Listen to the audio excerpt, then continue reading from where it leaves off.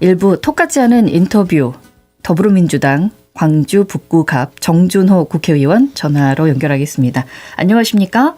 예, 반갑습니다. 인사드리겠습니다. 광주 북구갑 정준호 의원입니다. 예, 오늘은 뵐 수 있을 줄 알았는데 오늘도 바쁘시군요. 예, 오늘도 방금 의원총회가 있어가지고요. 끝나자마자 지금 와서 이렇게 인터뷰하고 있습니다. 예, 목소리도 안 좋으십니다. 집에를 한 2주 보름 정도 못 가서 그런지 네. 조금 몸도 축이 난 것 같은데요. 그래도 많이 격려해 주셔가지고 다시 좀 힘내고 있습니다. 감사합니다. 예, 어떤 일들로 요즘에 가장 바쁘십니까? 아무래도 지금 워낙에 전국이 지금 어수선하고 그다음에 탄핵 정국이 이어지고 있지만은 그래도 민생 법안도 처리를 게을리하면 안 된다라고 해가지고 지금 26일부터 지금 1월 5일까지 그 신정날을 빼놓고는 다 본회의가 지금 잡혀 있어가지고 밀린 민생 법안들 처리하자라는 지금 그 결의를 지금 의원총회에서 막 하고 왔고요. 그래서 예. 상당히 좀 밀려 있는 법안들이 이번 회기 때 많이 처리될 수 있도록 상임위별로도 지금 다 이렇게 가동이 되고 있어가지고 좀 법안 기다리시던 분들에게는 좀 반가운 소식들 많이 전해드리려고 노력을 하고 있습니다. 예, 가장 우선적으로 처리될 수 있는 법안 어떤 것들이 있을까요?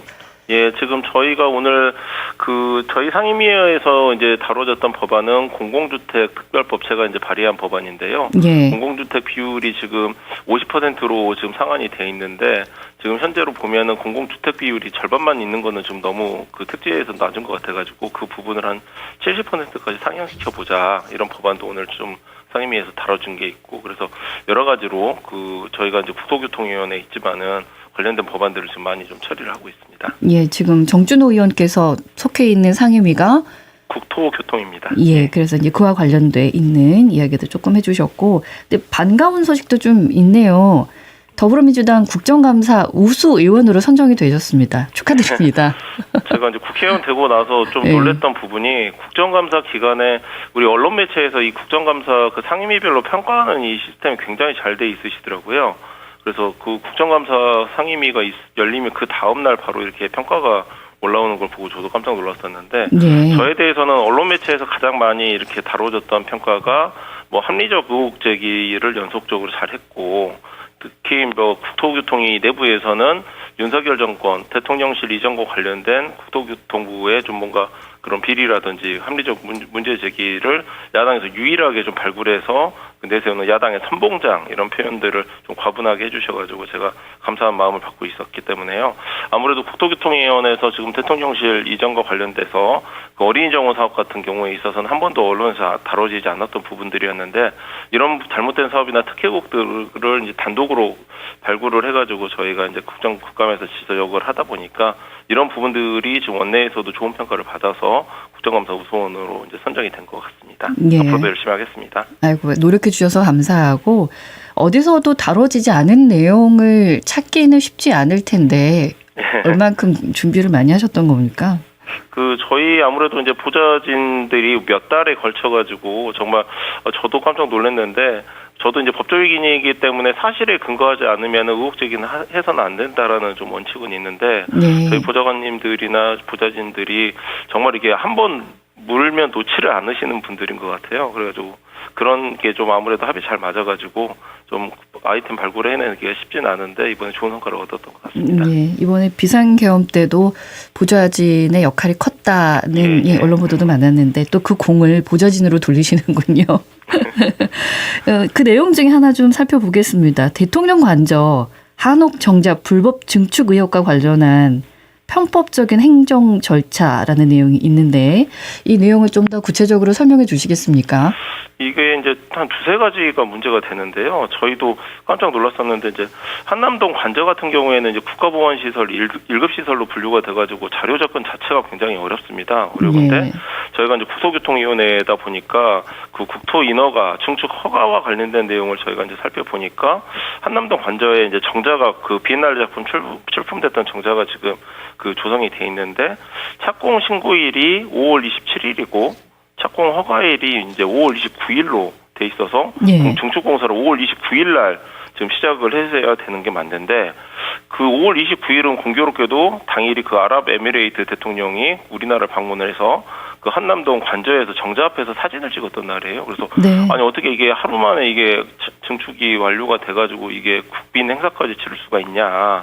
그래서 이제 그런 부분 인허가와 관련된 문제를 저희가 이제 최초로 이제 제기를 했었고요. 그 다음에 용산 그 한남동 관저 밑으로는 그 GTX라고 하는 이제 수도권 광역철도 노선이 지나가기 때문에 증축 공사를 하게 되면 관련된 인허가 절차가 더 복잡하거든요. 근데 그 절차가 복잡한 절차를 저희가 시간 순서를 따져 보니까 단 6시간 만에 유관기관 그 공문 회론까지 해가지고 다 마무리가 돼서 이거는 정말 그 문제가 이건 숨겨져 있는 내용들이 좀 많이 있다라는 이제 그런 문제 제기도 저희가 좀 했었고, 그 다음에 지금 그 정진석 대통령 실장 같은 경우에 있어서도 디자인 비엔날레에 출품됐던 저희가 보기에는 이제 수억 원 상당의 시세를 가지는 예술 작품인데 이 이전 비용이 그 구입 비용까지 다 합쳐가지고 뭐 한 8천만 원밖에 들지 않았다라고 해가지고 이 의혹을 역시 지금 구입 비용과 관련된 의혹이 어떻게 처리가 되는 게 맞는 건지 저희가 좀 이제 꾸준히 지금 의혹 제기를 하고 있고 아마 곧 이 부분과 관련해서도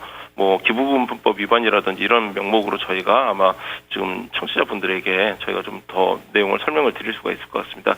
저의 그 국정감사 기간은 끝났지만은 이와 관련된 저희 그 합리적 의심을 하는 그 비리와 관련된 부분은 저희가 여전히 진행형으로 지금 열심히 한번 들여다보고 있습니다. 예, 끝까지 파헤쳐 주시는 이런 자세가 필요해 보입니다.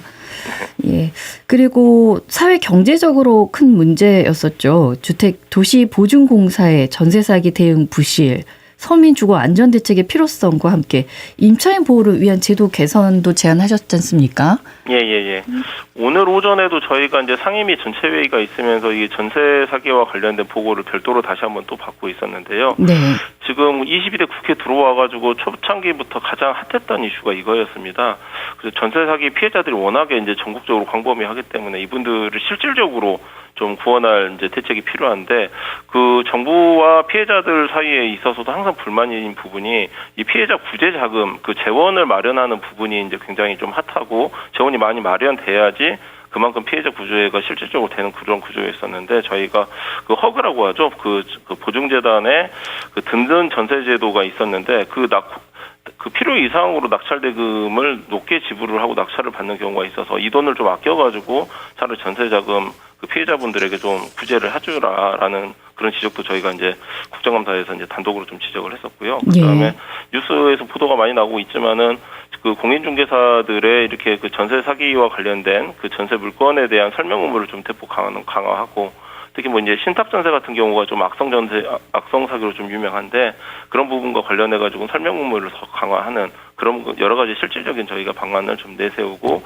법안도 대표 발의해서 지금 이제 뭐 통과된 법도 있고 통과를 앞둔 법도 있고 또 이제 다음 주 본회의 과정에서 한번 통과될 법들이 좀 많이 있는 것 같은데요. 한번 조금 더 지켜보시면 전세 사기 피해자분들에게 조금이라도 더 저희가 그 구제를 하기 위해서 여러 가지 지금 방안을 마련을 하고 있습니다. 한번 지켜보셔도 좋을 것 같습니다. 안도의 한숨을 내쉬고 계시지 않을까 싶습니다. 전에 전세 사기를 당했던 분을 한번 모시고 인터뷰를 한 적이 있었는데 정말 삶이 무너져 있더군요.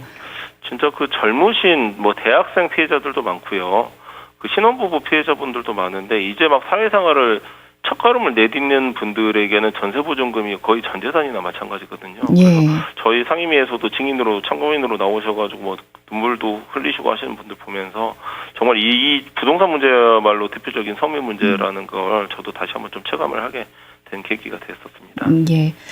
이제 국정감사를 하시면서 느꼈던 점도 있으셨을 것 같은데요. 제가 이제 선거 때 그 공보물 첫 페이지가 어떻게 시작하냐면 민주주의의 위기가 민생경제의 위기로 연결이 된다는 말로 제가 선거 공보물을 시작을 했던 적이 있었는데 이번 국정감사 통해서도 똑같은 걸 느꼈습니다. 윤석열 정부의 이렇게 독선적이고 불투명한 그 반민주주의적 행태로 인해서 결국에는 여러 가지 그 민생 경제와 관련된 법안들도 처리가 지연이 되고 이런 부분들을 느끼면서 제발 좀 국정 최고 책임자로서의 일말의 책임감을 좀 가지고 있다라고 하면은 정말 국정감사에서 제기된 여러 가지 이런 비합리적인 의혹들은 좀 예방을 할 수가 있었을 건데 그렇지 못하고 저희가 이제 감사 과정에서도 끝까지 이걸 숨기려고 하는 그런 모습이 과연 국정 최고 책임자로서의 자세가 아니다라고 저희가 생각을 했었는데 그러다 보니까 결국에는 이렇게 계엄 정국에서 탄핵 정국까지 이렇게 연결이 되는 이런 불미스러운 사태까지 지금 연결이 된 것 같습니다. 국정 철학이 정말 중요하다라는 걸 다시 한번 좀 느끼고 있습니다. 예. 이제 정치 현안으로 들어가 보겠습니다. 국민들이 정치에 관심이 없을 때 정치가 잘 되고 있다는 얘기가 있지 않습니까? 예, 예. 지금 우리나라의 온 국민이 정치에 관심을 두고 있는 건 그 반대로 이제 생각해 볼 수 있을 텐데, 윤 대통령이 지금 일주일 넘게 탄핵 심판 서류도 받지 않고 있고, 그래서 헌법재판소가 오늘 입장을 밝히지 않았습니까? 예, 이제 예. 송달된 걸로 간주하겠다. 이런 상황들은 어떻게 보고 계십니까? 저는 이제 개인적으로 윤석열 대통령을 제가 대면하지는 못해봤지만 이분도 결국에는 법조인 출신이시거든요. 그래서 네. 법률 전문가이기 때문에 송달 절차라든지 결국에는 이러한 제도적으로 송달 간주가 되는 이런 제도들을 다 아셨을 거예요. 그러면은 겸허하게 모든 것을 내려놓고 반성하는 자세에서 재판 절차에 탄핵 절차에 적극적으로 임하는 게 필요한데 이거는 단순히 무용하게 시간만 끌고 국민들에게 피로감만 올리는 그런 뉴스거든요. 혹자는 이런 말씀도 하세요. 닭의 모가지를 비틀어도 탄핵 결정은 나올 것이다 이런 말씀도 하시는데 좀 대통령의 탄핵이라는 거는 전 국민적인 불행한 사안입니다. 그런 사안을 철회를 했다라고 하면은 지금이라도 국정 책임자로서 국민들에게 좀 겸손한 모습을 좀 이런 재판 절차에서도 송달 거부라든지 이런 뉴스가 좀 안 나오게 국민들에게 조금이라도 피로감 덜어드리는 그런 좀 자세로 지금이라도 전향하시기를 제가 좀 강력하게 좀 권유드리고 싶습니다. 공수처의 2차 출석 요구서 우편물도 수령하지 않고 거부하고 있지 않습니까? 그러니까 이제 제가 답답한 게 이런 부분인데요. 예. 국민들은 이 수사가 빨리 진행이 돼가지고 탄핵 절차가 마무리가 돼서 빨리 일상으로 들어가서 경제활동에 집중하고 싶다라는 게 국민들의 뚜렷한 메시지인데 자꾸 이렇게 무용하게 이게 실질적으로 수령 거부를 한다라고 해가지고 탄핵 절차라든지 수사 절차에 어떤 윤 대통령에 대한 어떤 이득이나 실질적인 이득이 전혀 없고 무용하게 이게 반복되고 시간만 끌는 그런 절차거든요. 그래서 이건 국민에 대한 예의가 전혀 아니다. 그래서 아까도 말씀드린 것처럼 다시 한번 지금이라도 전향적으로 생각을 해서 국민들에게 좀 피로감 주는 뉴스는 서로 좀 자제하는 게 맞다. 좀 그렇게 제가 말씀을 드리고 있습니다. 비상계엄을 선포하기 전이나 선포한 그 당시나 그 이후나 윤 대통령에게는 국민은 없는 거군요. 그렇죠. 아니 말로는 담화에서 법적, 정치적 책임 문제를 회피하지 않겠다라고 분명히 얘기를 했는데 수령조차도 거부하면서 회피하는 모습으로 지금 일관을 하고 있기 때문에 앞뒤가 안 맞고 이거는 국정 최고 책임자로서 국민에 대한 예의가 절대 아닙니다. 지원 전략이라고 나오지만 전략이라고 단어를 쓰기에도 부끄러운 일인 거죠. 그렇죠. 말씀드렸듯이 절차적으로도 실체적으로도 전혀 이득될 게 없는 지금 행동을 하고 계신 거예요. 예. 민주당에서 한덕수 대통령 권한대행에게 내일까지 내란 특검법, 김건희 특검법 공포를 요구를 했지 않습니까? 네. 예. 이제 총리 탄핵 추진도 할 수 있다는 의사도 약간 좀 비쳤었고 어떤 내용입니까?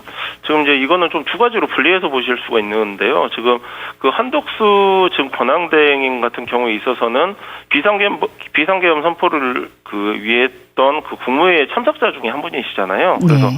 국무총리 시절에 이제 내란 모의에 가담한 정황이 있고 그 혐의가 아직 말끔히 해소가 되지 않았기 때문에 이 부분과 관련된 내용이 지금 내란 모의 사실관계가 확인이 되면 당연히 이 부분도 탄핵 소추로 가야 될 수 있는 사안인 거고 그리고 지금 한 권한대행이 지금 특검법이라든지 국민적 관심사에 대해서 국정을 지금 권한대행자로서의 역할도 지금 소홀하게 하고 있다라고 하면은 이 자체로도 이제 고유한 탄핵 사유가 되기 때문에 당에서는 두 가지 사안에 대해서 모든 가능성을 열어두고 지금 면밀히 좀 지켜보고 있는 사안이고 그래서 이거 국민적인 관심이 있는 사안에서 민주당에서도 데드라인을 설정을 해가지고 내일까지 이걸 좀 마무리를 하라라고 얘기를 할 수밖에 지금 없는 상황이죠. 아까 말씀드린 것처럼 당장 크리스마스가 끝나고 26일부터 1월 5일까지는 저희가 본회의를 날마다 지금 열기로 결정을 해놔서 밀린 민생 법안들을 다 처리를 해야 되는 상황이기 때문에 정부를 대신하는 권한대행으로서의 한덕수 권한대행이 이러한 국회 움직임에 당연히 발을 맞추어가지고 국민에게 민생 법안을 빨리 다 처리할 수 있도록 보조를 맞춰주는 게 맞다. 저는 이렇게 말씀을 드리고 싶습니다. 네. 연말 연시 다 반납하고 민생 현안을 지금 챙기겠다는 의도이신데 이게 한적 많이 쌓여 있지 않겠습니까? 민생 현안이. 그런데 계속 똑같은 게 지금 계속 똑같은 게 이제 발목을 잡고 있으니 화도 나실 법도 합니다. 국민들이 보기에 이해해 줄 수가 없잖아요. 이게 특검법이라든지 이런 부분이 특별히 재정이 더 과도하게 들어가는 법안이라든지 이런 것도 아니고 정부에서는 법령 공포만 하면 끝나는 부분인데 여전히 그 진영 논리나 정쟁의 대상으로 그릇된 인식을 해가지고 이 민생법원에 집중을 하지 못하게 하는 거는 그 권한대행으로서의 지금 사실 자질 의심이 받을 수밖에 없는 대목입니다. 내일 국무회의 열립니까?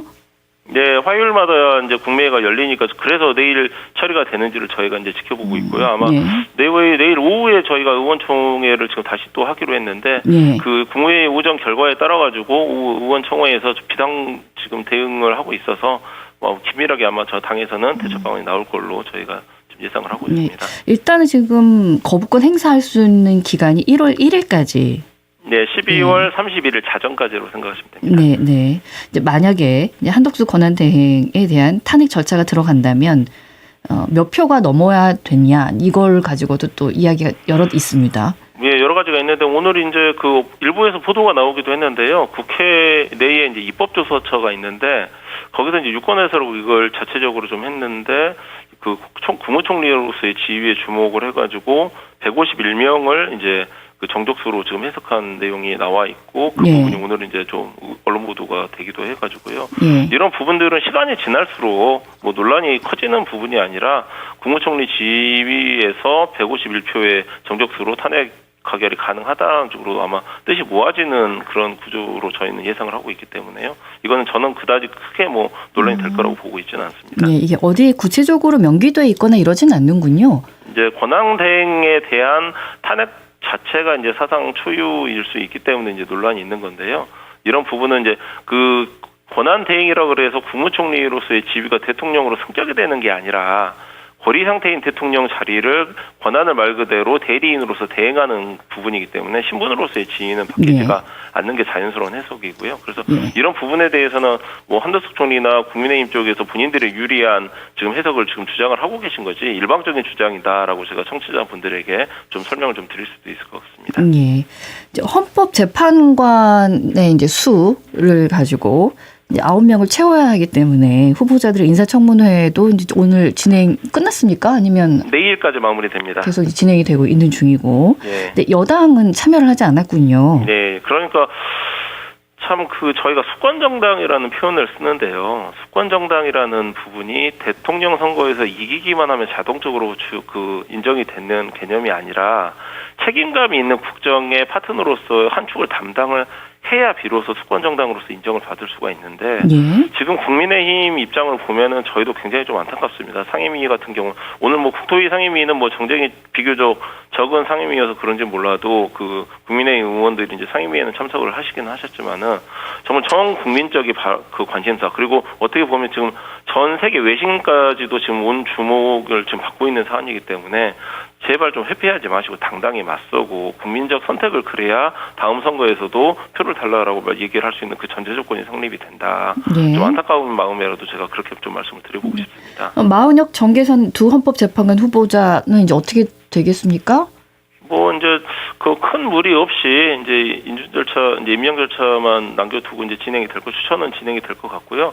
저희도 이제 내일까지 인사청문회가 마감이 돼서 저희가 26일부터 본회의 일정을 잡은 것도 인사청문회 일정을 고려를 해서 지금 잡은 거거든요. 그래서 국회 차원에서의 추천 절차는 내일까지 바로 마무리가 될 것 같고 26일부터서는 저희가 이제 민생법원 처리를 위한 본회의 일정에 저희가 좀 집중을 할 것 같습니다. 예. 인사청문회가 끝난 다음에는 이제 한덕수 권한대행이 임명을 해야 되는 거 아닙니까? 그래서 뭐 여러 가지 이제 그것과 관련해서도 지금 아마 대응 전략이 지금 나오고 있는데요. 그 내일 의총에서 아마 이 부분 내용이 좀 다뤄질 것 같습니다. 인사청문회가 지금 마무리도 되기 전에 뭐 가정적인 상황을 설정해서 지금 이제 공개적으로 지금 토론을 하고 있지는 않는데 이런 부분에서도 당 내부에서도 지금 여러 가지 가능성을 두고 지금 뭐 검토를 하고 있는 걸로 알고 있습니다. 내일 아마 오후 의총 되면은 저 의원들 사이에서도 공개적으로 아마 토의가 이루어질 것 같습니다. 예. 그런가 하면 이번에 이제 코레일 공익 서비스에서 대통령 전용 열차 빼자고 제안을 하셨군요. 예. 많이 이제 보셨던 그 명태균이라는 사람도 그 특동 열차라고 저희가 이제 표현을 하는데요. 이 전용 열차에 탑승을 했다라는 의혹도 있고 그래서 저희가 이제 국토교통위원회 교통소위위원으로서 그 의원분들 한 3-4분하고 같이 저희가 이제 서울역 그 관련된 그 본부도 찾아 방문을 하고 했었었는데 보고 저도 깜짝 놀랐는데 기록도 전혀 보관하고 있지 않고 그다음에 1년에 예산이 한 77억 정도 지금 투여가 되고 그리고 1급 요원들이 오로지 대통령 불확정한 그 일정에만 그 기다리면서 상시 대기를 하고 있고 이런 부분들이 저희가 좀 부자연스러워 가지고 77억 원 정도 되는 예산을 굳이 대통령 전용 절차 운영비로 굳이 이제 배정을 하지 말고 우리가 보면은 그 대통령 전용기 비행기 같은 경우에 있어서도 공군 1호기로 해서 이제 군에서 좀 관리를 하지 않습니까? 그래서 군에서도 철도 수송단이 별도로 편성이 돼 있기 때문에 전용기처럼 이거를 그 코레일 예산 말고 군 예산으로 별도 측정을 해가지고 예산도 좀 아끼고 또 효율적으로 그 운영을 하는 게 더 맞겠다라는 생각이 들어서 저희 발의를 했는데 생각보다 그 호응도가 더 좋으셔가지고 저도 투표 발의하고서도 좀 상당히 좀 놀랐던 법안이었습니다. 예, 얼마나 이상하게 바라봤으면 그랬을까요? 그리고 이제 진실 화해를 위한 과거사 정리 기본법 개정안도 대표 발의하셨지 않습니까? 네, 어떤 내용이 담겨 있습니까? 저희가 이제 9월 초로 기억을 하는데요. 국가폭력 진상규명 토론회에서 그때 참 그 수십 년 동안 그 말 못했던 이제 그 젠더 기반 폭력 피해자분들 이제 할머님들이 다 되셨는데 다 신분 노출을 다 하시고 그 색다른 스카프를 메고 용기 있게 그 국회 도서관 그 행사장으로 걸어 들어오시는 모습이 지금도 눈에 선합니다. 그래서 그때 저희가 이제 광주 지역 의원들이 다 참석을 해가지고 이런 젠더 기반 폭력과 관련된 진상규명 입법을 저희가 약속을 했었는데 이번에 이제 그 약속을 지킨 것이죠. 그래서 성공에 대해 이제 김상숙 교수님이라고 이 국가적 젠더 폭력의 진실규명 필요성을 꾸준히 제기해 오신 교수님이 계신데 그 김상숙 교수님하고 착실하게 저희가 이제 준비를 해서 한 3달 정도 지나서 100일 정도 지나서 지난 12월 17일로 제가 기억하는데요. 이때 이제 법안은 이제 대표 발의를 하게 했습니다. 뭐 내용이라는 거는 뭐 특별한 것보다는 진실 규명 범위에 이제 그동안에는 뭐 젠더 기반 폭력, 성폭력 이 부분이 빠져 있었기 때문에 성폭력 사건을 진실 규명 범위에 이제 명시적으로 포함을 해서 충분한 조사가 지금이라도 이루어질수록 이제 하고요. 그 다음에 역시 이제 예산과 인력이 있어야 되기 때문에 그 전담기구를 설치하는 근거를 마련을 했고, 그 다음에 성폭력 사건 피해자에 대한 지원 같은 내용도 일반적으로 저희가 좀 규정을 했었습니다. 저희가 이제 또 좀 안타까웠던 게 그 비상계엄 사태가 지난 다음인 6일날 이제 진실화해 위원장의 이제 박선영 전 교수를 이제 또 임명을 좀 하는 부분하고 또 연결이 되는 부분이어서 저희도 좀 되게 마음이 좋지는 않았는데 좀 어쨌든 취임을 하신 박선영 이사장이 비상계엄 옹호하는 듯한 발언도 하고 하시지만 그런보다는 저희가 이렇게 발의한 좀 진실화해를 위한 과거사정리 기본법이라든지 이런 부분에 더 초반에 좀 집중하는 모습을 지금이라도 좀 보였으면 좋겠다라는 권유를 제가 좀 강하게 한번 드리고 싶습니다. 예. 수십 년 지나온 과정에서 안타까운 사건들이 저희가 이제 굵직굵직한 것들이 꽤 있지 않습니까? 예. 크고 작은 사건들 속에 피해를 입으셨던 당사자나 가족들에게 가장 큰 위안이 되는 건 잊지 않고 이렇게 기억해서 뭔가를 해주는 분들이 아닌가 하는 좀 생각이 듭니다. 저희도 마음을 같이 담겠습니다. 예, 돌고 돌아서 다시 현안 마지막으로 한 가지만 더 여쭤보겠습니다. 예, 헌재의 판단이 가장 주목되고 있는 상황 아니겠습니까? 판단이 내려질 때까지 매주 주말에 시민들이 집회를 열기로 했습니다. 민주당에서 어떤 계획 갖고 있으십니까? 지금 오늘 의원총회에서도 지금 탄핵 결정이 될 때까지는 온 국민이 지금 탄핵 결정 과정을 지켜보고 있기 때문에 의원분들이 지금 해외 출장이라든지 이런 부분도 다 좀 취소를 했으면 좋겠고 상임위 활동을 통해서 민생 법안에 집중을 하고 그리고 탄핵을 기다리는 국민적인 열망에 우리가 좀 일로서 보답을 하는 그런 모양새를 좀 보이자라는 논의를 진지하게 좀 하고 왔고요. 그다음에 탄핵과 관련해가지고 헌법재판관 임명 절차라든지 여러 가지 절차적인 부분에 대해서도 지금 많이 질문이 나온 것처럼 관심을 많이 가지고 계시고 좀 법률 상식이 좀 동반이 돼야 되기 때문에 어려워하시는 부분도 있는데 이런 부분들도 저희가 좀 착실하게 좀 알기 쉽게 좀 설명드리는 절차도 저희가 좀 고민을 하고 있고 그다음에 탄핵 결정이라고 하는 부분들이 결국에는 헌법재판소에서 고유한 심리를 통해서 진행이 됐는데 지금 시간이 별로 이렇게 많이 있지는 않고 그리고 헌법재판소가 독자적인 조사 권한이 없기 때문에 그래서 저희가 상설특검이라든지 별도 특검이라든지 일반 특검이라든지 이렇게 수사 절차를 별도로 저희가 입법을 해서 진행을 하고 있기 때문에 이런 부분들이 좀 만전히 기할 수 있도록 그래서 탄핵 심리에 있어서 헌법재판소에서 부족함이 없도록 저희가 국회 차원에서 관련 제도라든지 법안을 항상 이렇게 저희가 꼼꼼히 지금 따지고 있기 때문에 국민 여러분들 한번 믿고 맡겨주시면은 머지않은 기간에 충분한 심리를 전제로 지금 국정 책임자에 대한 그 탄핵 절차가 원활하게 잘 마무리될 수 있을 것이다. 이렇게 저희가 한번 당부 말씀 한번 드릴 수 있을 것 같습니다. 예, 인터뷰하는 내내 목소리가 많이 신경이 쓰입니다. 큰 올바른 뜻 잘 끝까지 관철될 수 있도록 건강도 잘 챙기시면서 일하시기 바랍니다. 오늘 말씀 고맙습니다. 예, 격려와 기대에 부응하겠습니다. 감사합니다. 네, 더불어민주당 광주 북구갑 정준호 국회의원이었습니다.